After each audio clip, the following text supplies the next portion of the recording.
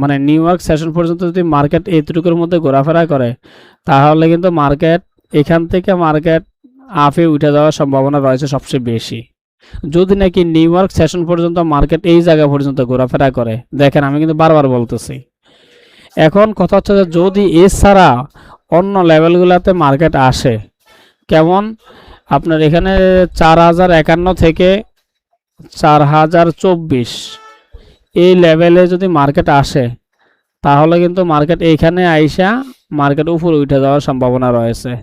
তাছাড়াও আমি আপনাদেরকে আপনাদের সুবিধার্থে আমি আরও 3টা লেভেল আপনাদেরকে দেখাচ্ছি। যে মার্কেটে ধরেন এই পর্যায়ে আসলো 4051-তে আসলো, 51-তে আইসা রিটেস্ট করে মার্কেট আপে উঠে গেল, এরকম হইতে পারে। আবার দেখা যাচ্ছে 4040-এ আইসা রিটেস্ট করে মার্কেট আবার আপে উঠে যেতে পারে। আবার আরেকটা লেভেল আছে যে 4025-এ আইসা মার্কেট কিন্তু আবারও আপে উঠে যেতে পারে। তাহলে কিন্তু আমি আপনাদেরকে এখানে কিন্তু 4টা লেভেল আপনাদেরকে লিখে দিচ্ছি, ঠিক আছে? 4051, 4040, 4025।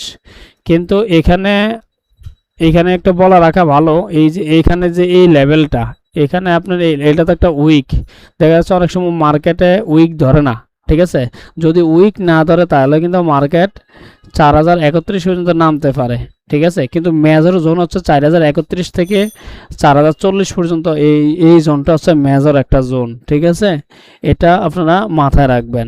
কিন্তু এই জোন থেকে মানুষকে, বিশেষ করে মার্কেটের এই জোন থেকে মার্কেট উপরে উঠে যাওয়ার সম্ভাবনা রয়েছে, ঠিক আছে?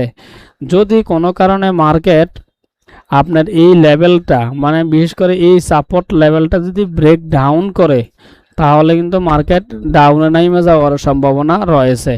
বিশেষ করে আপনারা কখন বুঝবেন, মোটামুটি মানে ধারণা, মানে মোটামুটি 90% ধারণা করবেন যে মার্কেট ডাউনে নামার সম্ভাবনা সবচেয়ে বেশি রয়েছে যদি মার্কেট 3998, মানে বিশেষ করে এই সাপোর্ট লেভেলটা যদি ব্রেক ডাউন করে, তাহলে কিন্তু মার্কেট ডাউনে নামার সম্ভাবনা রয়েছে, ঠিক আছে?